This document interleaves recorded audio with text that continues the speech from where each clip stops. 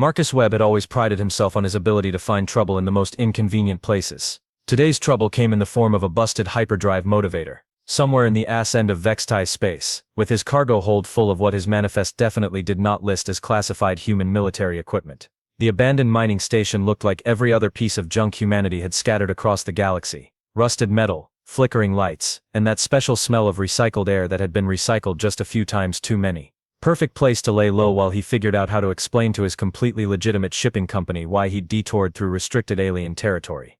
That's when she walked in. Commander Zara Vextai moved like liquid death wearing form-fitting armor. 7 feet of muscle and attitude, with those distinctive bone ridges that made her species look like they'd been designed by someone who thought regular predators weren't scary enough. Her yellow eyes swept the cargo bay with the kind of professional interest that usually preceded someone having a very bad day. Marcus took a sip of his coffee and watched her scan the area.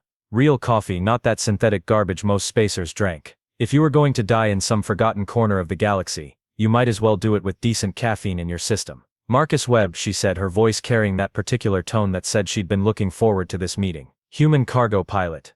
Age 34. Former military engineer. Currently wanted by the Vextai hegemony for 17 violations of territorial sovereignty and theft of classified materials. 18 violations, Marcus corrected, setting down his mug.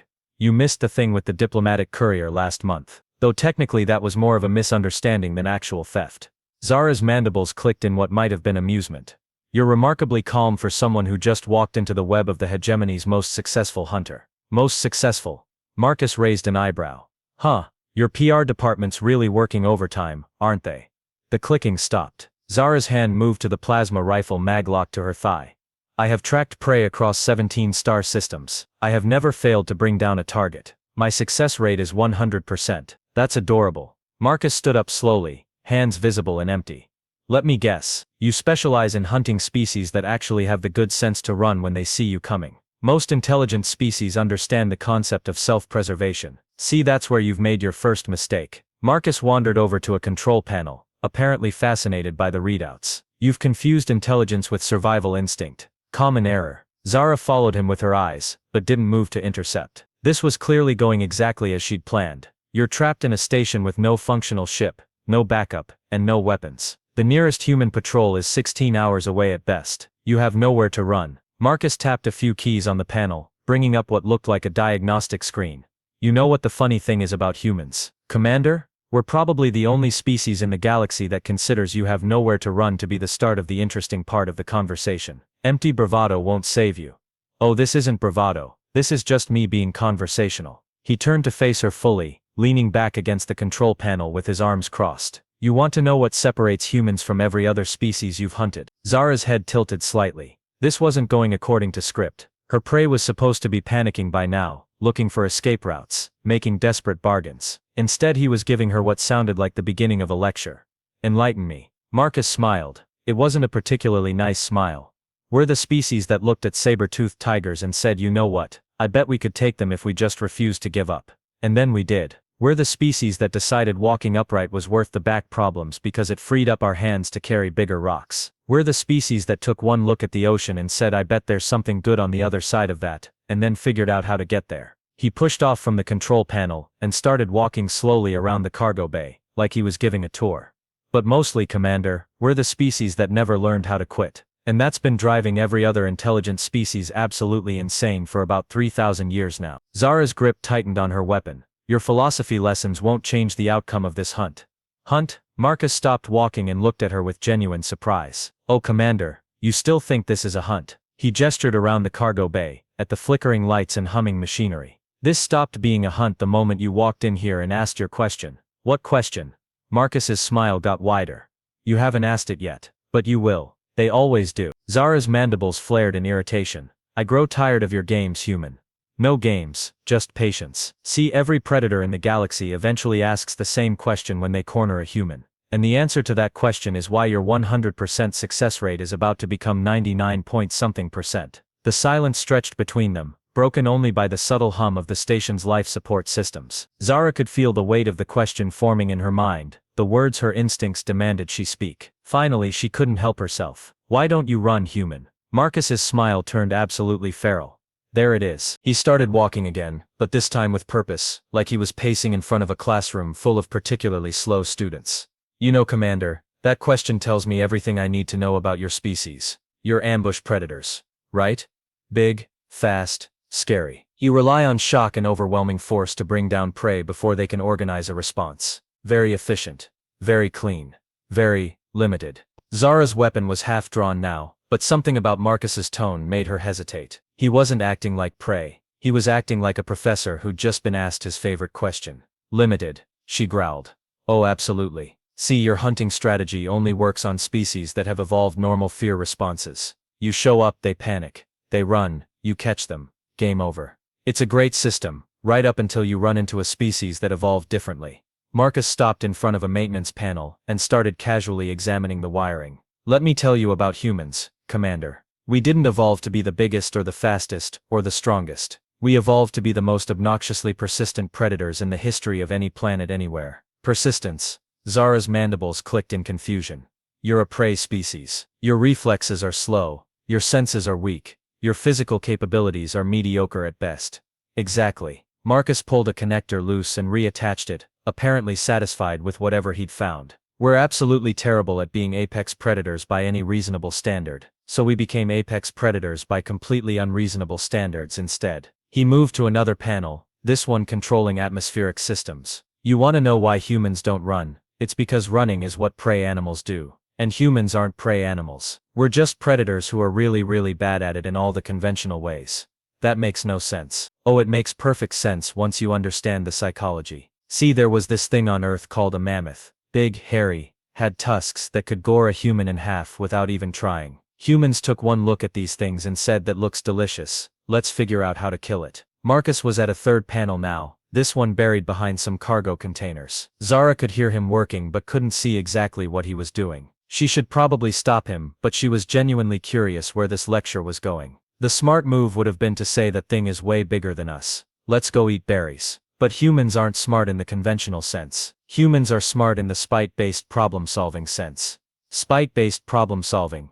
Oh, it's our specialty. Other species see an obstacle and think, how do I go around this? Humans see an obstacle and think, how do I prove this obstacle wrong? Completely different mindset. The lights in the cargo bay flickered briefly, then stabilized at a slightly different frequency. Zara's enhanced hearing picked up a subtle change in the station's background noise, but she couldn't identify what it meant. So these humans, they couldn't outrun the mammoth, couldn't outmuscle it, couldn't intimidate it. You know what they did instead? They followed it around for 6 hours straight, throwing rocks at it, and making loud noises, until it literally died of exhaustion and stress. That's impossible. That's persistence hunting, Commander. And that's why humans don't run. Because we're not wired to give up and find something easier. We're wired to keep poking the problem with a stick, until either the problem dies, or we do. And weirdly enough, the problem usually dies first. Marcus emerged from behind the containers, dusting off his hands. Take the Battle of Thermopylae. 300 Spartans against a Persian army of hundreds of thousands. The smart thing to do would have been to surrender or retreat. Instead, they said, come and take them, and then proceeded to hold a mountain pass for 3 days straight through sheer bloody-minded refusal to acknowledge that they were obviously going to lose. Did they win? Oh no. They all died horribly. But they made such an obnoxious mess of it, that the Persian army was basically traumatized for the rest of the campaign. Classic human strategy. If you can't win, make sure the other guy really regrets starting the fight in the first place. Zara was starting to feel uneasy. The human was moving around the cargo bay like he owned it, touching systems and explaining human psychology like this was some kind of educational seminar instead of a life or death hunt. You're stalling, she said finally. Am I? Or am I doing exactly what humans always do when cornered? Marcus leaned against a support beam and crossed his arms again. See, this is the part where your psychological profile of humans starts to break down. You're expecting me to act like prey. Fight or flight response, desperation, bargaining, the whole standard package. He gestured around the cargo bay. But I'm not showing any of those responses. Am I? I'm calm, I'm talkative, and I'm definitely not trying to escape. That should be setting off every predatory instinct you have. The prey that doesn't run is either sick, cornered, or very dangerous. Zara's grip on her weapon tightened. Are you threatening me, human? Not at all. I'm educating you. There's a difference. Marcus's expression grew thoughtful. You know what humans call it when a supposedly inferior species wanders into our territory acting like they own the place. What? An invasive species problem. The lights flickered again, and this time Zara heard something that made her blood run cold. The subtle hum of the station's defensive systems coming online. Marcus noticed her expression, and nodded approvingly. Oh good, you're starting to get it. See, Commander, you made the same mistake every apex predator makes when they encounter humans for the first time. You assume that just because we're not built like predators, we don't think like predators. He pushed off from the support beam and started walking toward her slowly and deliberately. But here's the thing about humans that every other species in the galaxy keeps forgetting. We didn't climb to the top of our food chain by being the biggest or the strongest or the fastest. Another step closer. We got there by being the most relentlessly, persistently, obnoxiously determined to solve problems through the application of excessive violence and spite. Another step. And Commander, you just became my problem. Zara's training finally kicked in. She raised her plasma rifle and fired at the spot where Marcus had been standing, but he was already moving. Not running, she noticed with growing alarm. Moving with purpose. The plasma bolt struck the bulkhead where his head had been, leaving a smoking crater in the metal. By the time she'd adjusted her aim, he'd disappeared behind a stack of cargo containers. You missed. His voice called out from somewhere to her left. You know, that's interesting. Vextai reflexes are supposed to be about 3 times faster than human reflexes. Either you're having an off day, or somebody's been feeding you some seriously optimistic intel about your capabilities. Zara spun toward the sound, but the cargo bay's acoustics made it impossible to pinpoint his exact location. Show yourself, coward. Coward. Commander, I'm standing in the same room as you. If I were a coward, I'd be halfway to the next system by now. His voice seemed to be coming from a different direction now. But see, that's the thing about humans. We don't run away from problems. We circle back and hit them from a different angle. The station's artificial gravity fluctuated briefly, causing Zara to stumble. When she regained her balance, she found Marcus standing in plain sight about 20 meters away, hands still empty, looking at her with what could only be described as professional interest. How did you gravity controls? Are in the engineering section, deck 3. Takes about 30 seconds to access, if you know the override codes. He tilted his head slightly. Which incidentally I do. Funny how that works out. Zara fired again. This time Marcus didn't dodge. The plasma bolt struck some kind of energy barrier that shimmered into existence just long enough to deflect the shot into the ceiling. Personal shield generator. Marcus explained conversationally. Military grade. Funny thing about those. They're supposed to be restricted technology. Wonder how I got my hands on one. Zara's mandibles clicked in rapid succession, a sign of growing stress. You're not a cargo pilot. Oh, I'm definitely a cargo pilot. I haul cargo all over the galaxy. It's just that some of my cargo occasionally shoots back at people. Marcus started walking toward her again, but this time Zara found herself backing away. You want to know what my last job was, Commander? I delivered a shipment of agricultural equipments to a farming colony that was having problems with raiders. The lights dimmed suddenly, and Zara realized she could no longer see the exits clearly. The cargo bay seemed to be reconfiguring itself around them. Blast doors sliding shut. Emergency lighting casting everything in a red glow. Turns out the agricultural equipment was a full military defense grid, and the farmers were retired human special forces who'd gotten tired of being hassled by pirates.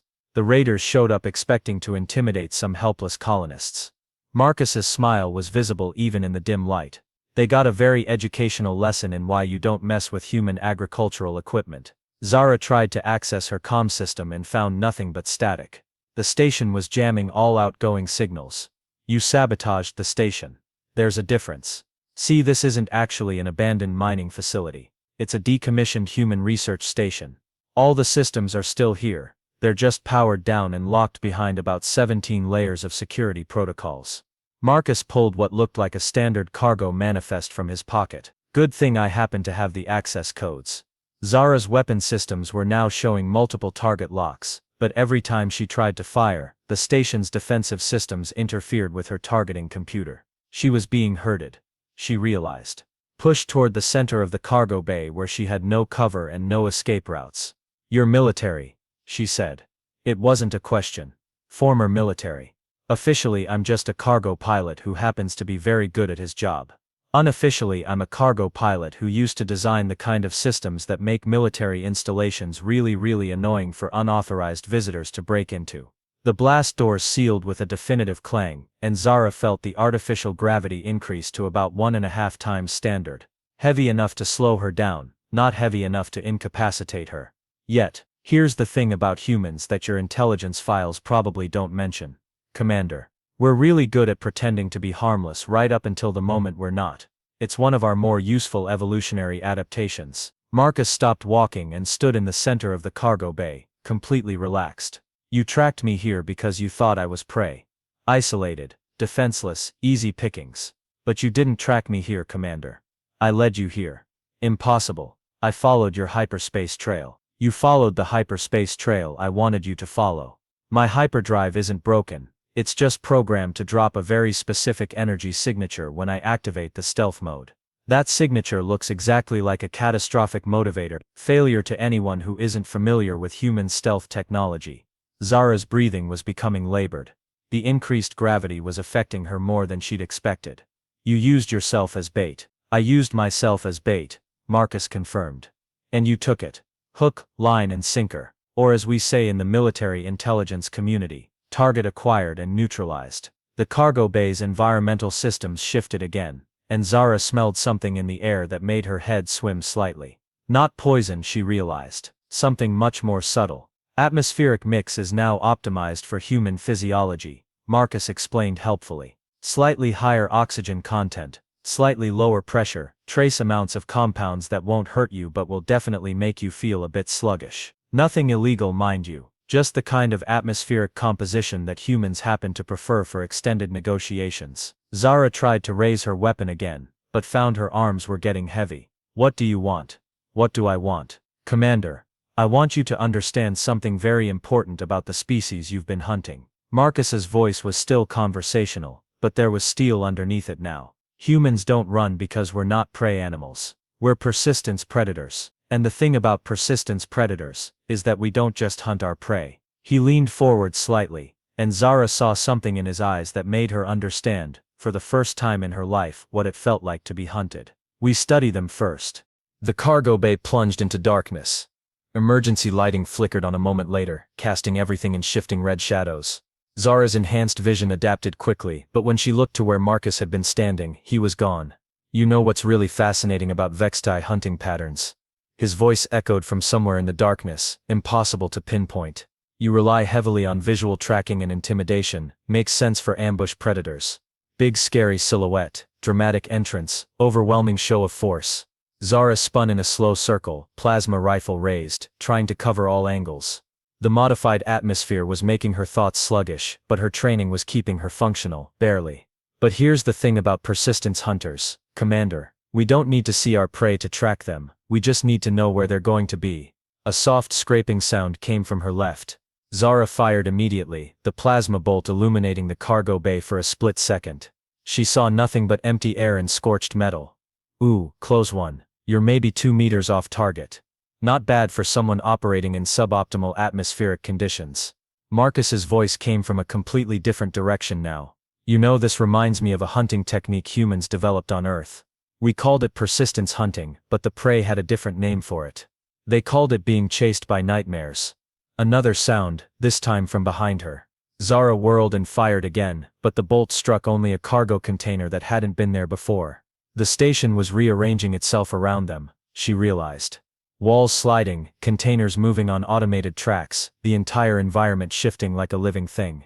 See, the thing about persistence hunting is that it's not about being faster than your prey, it's about being more patient, more methodical, more willing to keep going when any sane creature would give up and find something else to do. Zara's breathing was getting heavier. The increased gravity, the modified atmosphere, the constant need to track an invisible opponent. It was wearing her down exactly as intended. Take the African hunting dog for example. Individually they're not that impressive, smaller than their prey, not particularly fast, no remarkable physical advantages. But they hunt in coordinated packs, and they never ever give up.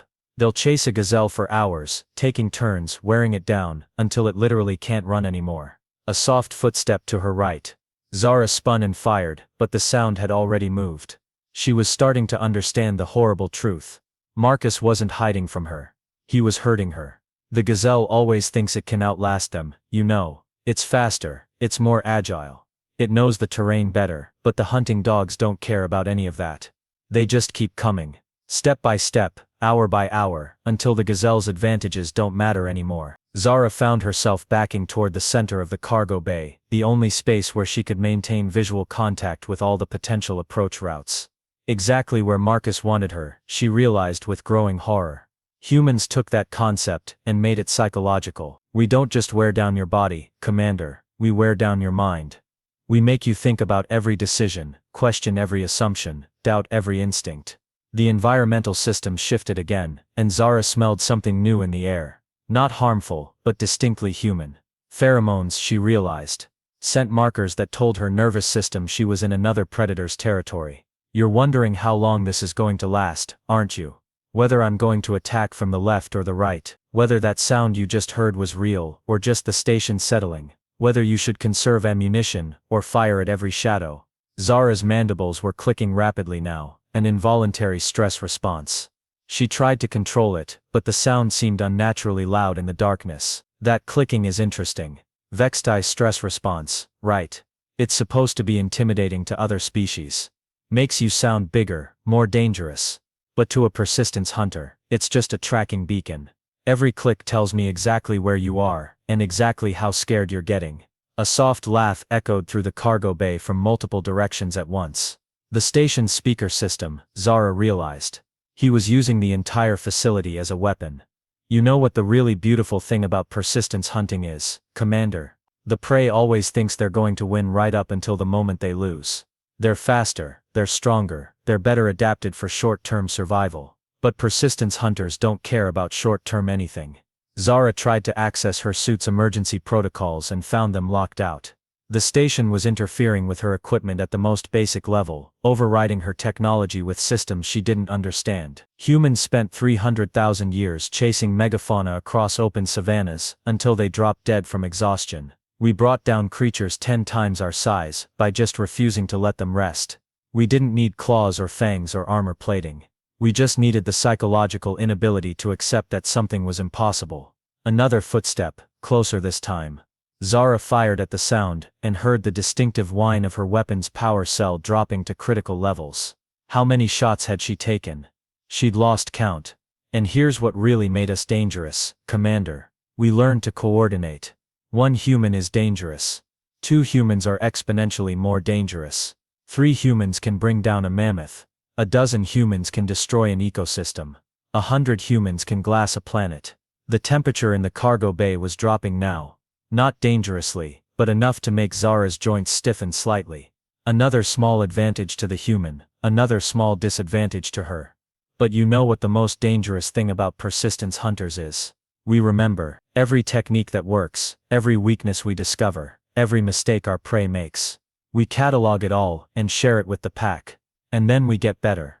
Zara's weapon power finally died completely. The plasma rifle went dark in her hands, leaving her with only her natural weapons and whatever equipment Marcus hadn't managed to disable. Oh, looks like you're out of ammunition. That's unfortunate. Marcus's voice was conversational, almost sympathetic.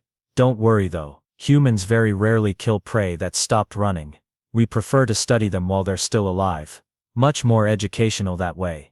A panel opened in the wall behind her, spilling bright white light into the cargo bay. Zara spun toward it, temporarily blinded, and realized she could see Marcus clearly, for the first time since the lights had gone out. He was standing exactly where he'd been before, hands still empty, looking at her with the same professional interest he'd shown throughout their entire encounter. He hadn't moved at all. You see, Commander, that's the real secret of persistence hunting.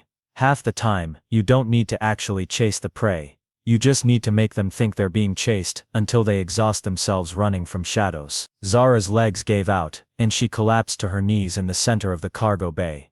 The modified atmosphere, the increased gravity, the psychological pressure, and her own stress responses had finally overwhelmed her enhanced physiology. Marcus walked over and looked down at her with what might have been sympathy. The African hunting dogs have a saying, you know. Well, they would if they could talk. The prey that doesn't run dies tired. He crouched down to her level, still maintaining a respectful distance. Welcome to being hunted by a human, Commander. I hope it's been educational. Zara's breathing was ragged, her enhanced physiology finally succumbing to the accumulated stress. Through the fog of exhaustion, she managed to look up at Marcus with something resembling defiance. You said your hyperdrive was broken. Marcus nodded thoughtfully. I did say that, didn't I? Funny thing about humans, Commander, we lie. A lot. It's actually one of our most useful survival traits. He stood up and walked over to one of the control panels, his fingers dancing across the interface with practiced familiarity. See, most species consider deception to be dishonorable or inefficient. But humans figured out a long time ago that the truth is just another tool in the toolbox. Sometimes you use it, sometimes you don't. The cargo bay's lighting returned to normal, and Zara could see the space clearly for the first time since the hunt began. What she saw made her mandibles click in recognition and growing horror. The cargo containers weren't cargo containers. They were sensor arrays, communication equipment, and what looked suspiciously like military-grade surveillance gear. The walls were lined with monitoring stations, their screens showing tactical displays and data streams she couldn't identify. The entire facility was a sophisticated intelligence operation masquerading as an abandoned mining station.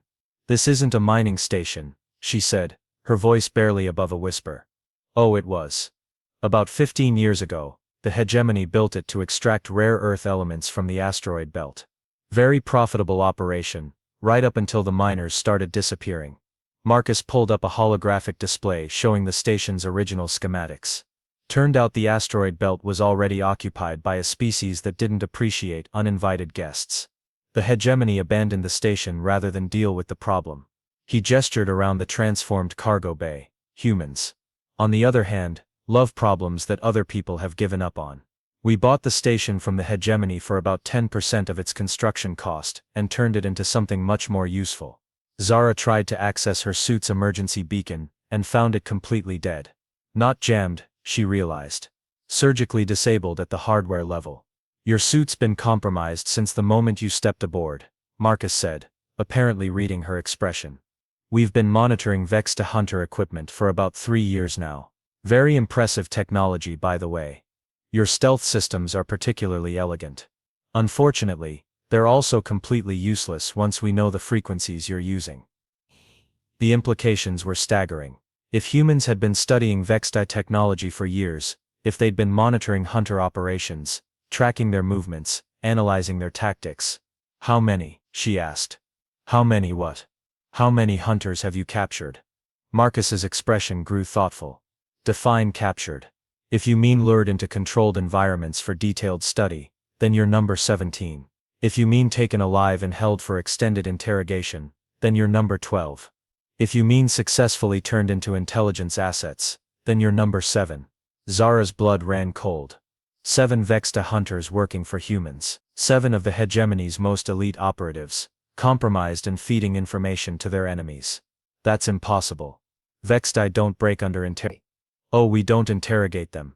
That would be crude and inefficient. Marcus brought up another holographic display, this one showing psychological profiles and behavioral analysis charts.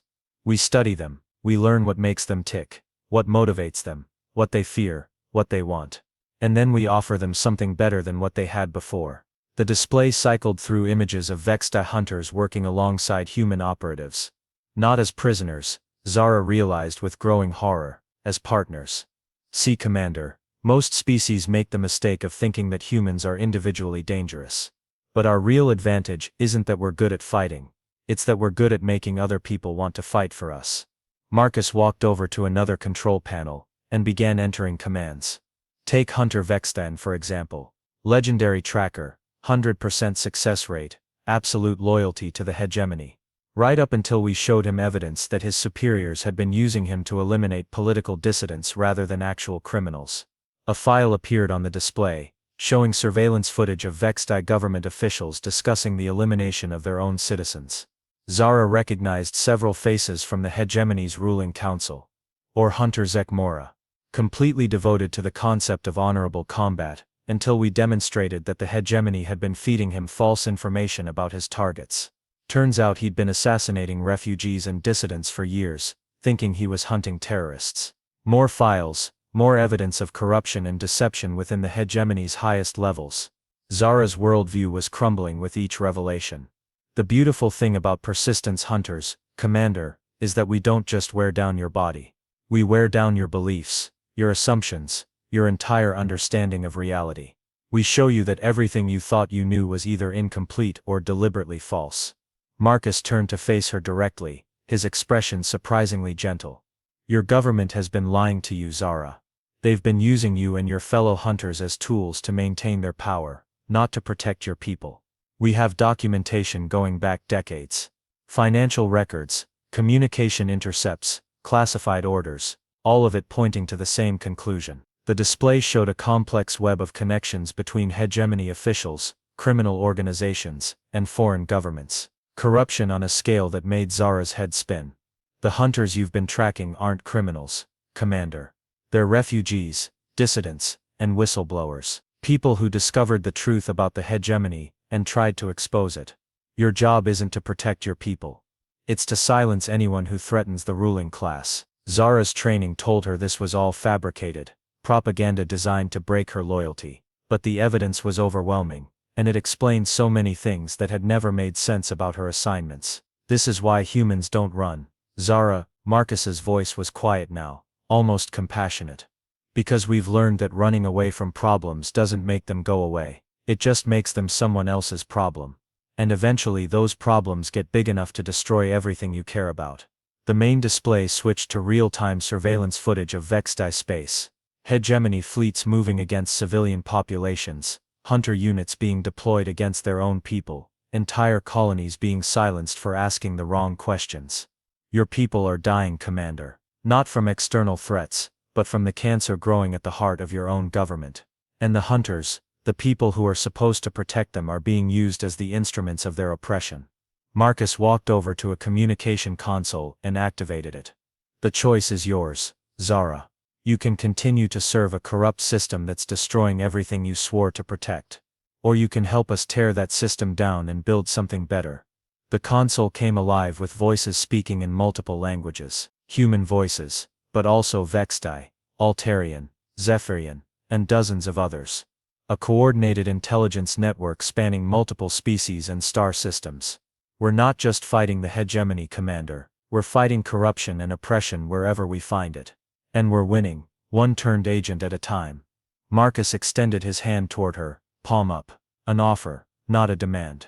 The question is, are you going to keep running from the truth, or are you going to help us hunt down the real monsters? In the distance, Zara could hear the subtle vibration of incoming ships. Multiple vessels, approaching at high speed. That would be my team, Marcus said, checking his chronometer. Right on schedule.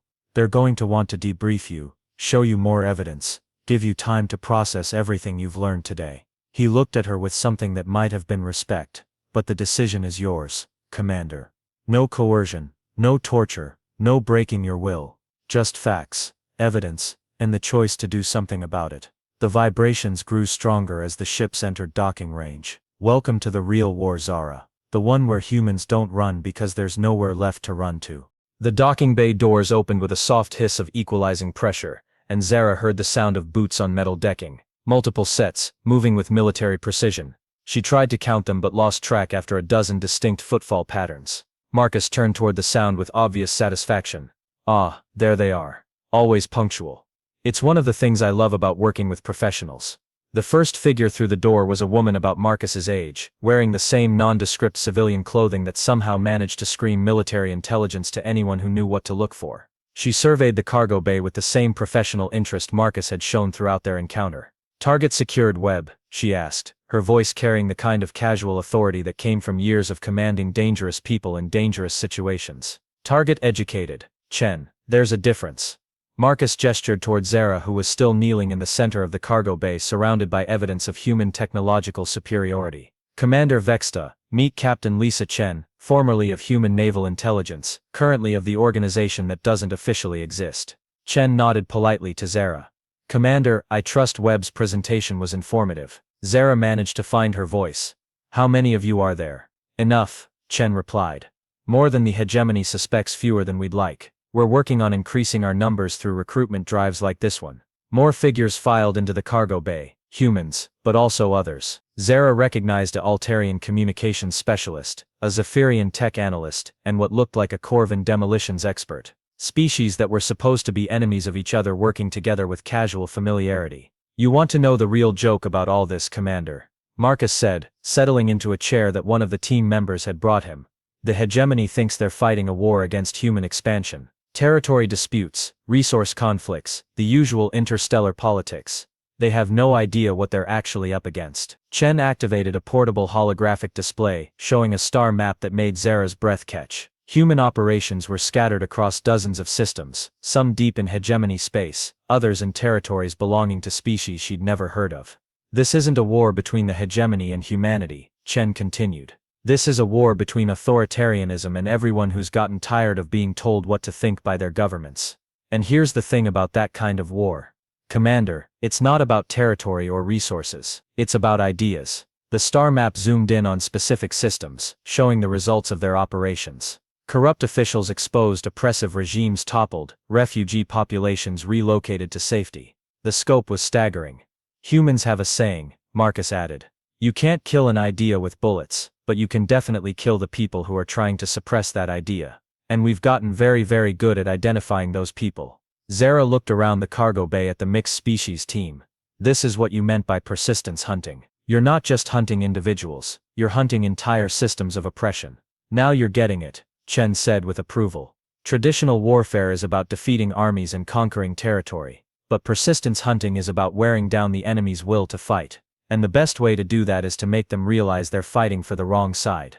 One of the team members, a human woman with the callsign Rodriguez, stenciled on her jacket, approached with a datapad. Commander, we've prepared a full briefing on hegemony corruption networks. Financial records, communication intercepts, psychological profiles of key officials. Everything you need to understand exactly what you've been working for. Zara accepted the datapad with trembling hands. The weight of it seemed enormous, like holding the collapse of everything she'd believed in. The beautiful thing about humans, Marcus said, watching her reaction, is that we've spent our entire evolutionary history learning to work together to solve problems that are too big for any individual to handle. Pack hunting, agriculture, civilization, space travel. All of it based on the simple premise that groups of humans working together can accomplish things that would be impossible for humans working alone. Chen nodded toward the mixed species team. And now we've taught that concept to everyone else. Turns out, most species are pretty good at cooperation once you show them how it works. The Altarian communications specialist stepped forward. Commander Vexta, I was a hegemony intelligence analyst for 12 years, before I learned the truth about what we were really doing. The transition is difficult, but the alternative is continuing to be complicit in the oppression of billions of innocent people. The choice is still yours, Marcus said, his voice gentle but firm. We're not going to force you to join us, but we're also not going to let you continue working for the people who are using you to commit genocide. Zara looked up from the datapad, her eyes wide with the implications of what she was reading. What happens if I refuse? Chen exchanged a look with Marcus. Then you'll be detained until this operation is complete. Comfortable detention, medical care, good food, entertainment systems. But detention nonetheless. We can't let you report back to the hegemony with what you've learned here. And if I agree to work with you, then you become part of the solution instead of part of the problem. Marcus replied. You help us identify other hunters who might be willing to switch sides. You provide intelligence about hegemony operations. You help us save the people you originally swore to protect. Zara stood up slowly, her legs still shaky from the ordeal. You planned all of this. The broken hyperdrive, the abandoned station, the perfect psychological pressure. You knew exactly how I would react to every situation. We've been studying Vexta hunting patterns for years, Chen confirmed. We know how your species thinks, how you react under stress, what motivates you. It's not personal, Commander, it's just intelligence work. But here's the thing, Marcus added, standing up to face her. Everything I told you about humans was true. We really are persistence hunters. We really do refuse to give up when faced with impossible odds. And we really do study our prey before we hunt them. He gestured around the cargo bay, at the evidence of human technological superiority, at the mixed species team, at the star map showing operations across half the galaxy. But you were never the prey, Zara, you were always the recruitment target. The implications hit her like a physical blow. The hegemony, they're the prey.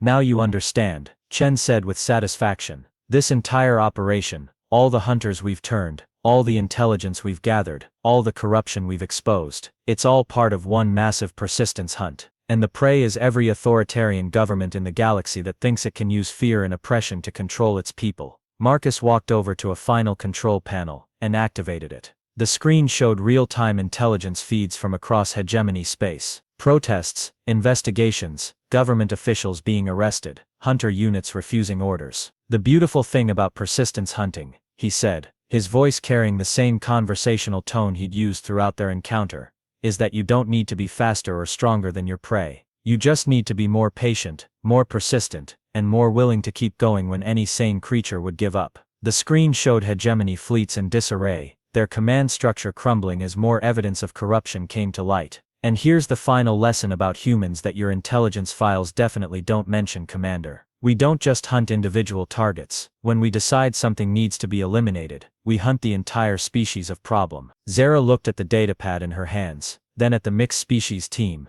then at the evidence of systematic corruption that had defined her entire career. So, Marcus said, settling back into his chair with obvious satisfaction, let me ask you the question that started all this. The question that every predator eventually asks when they encounter a human. He smiled that same feral smile she'd seen at the beginning of their encounter. Why don't you run, human? Zara found herself smiling back despite everything. Because running is what prey animals do.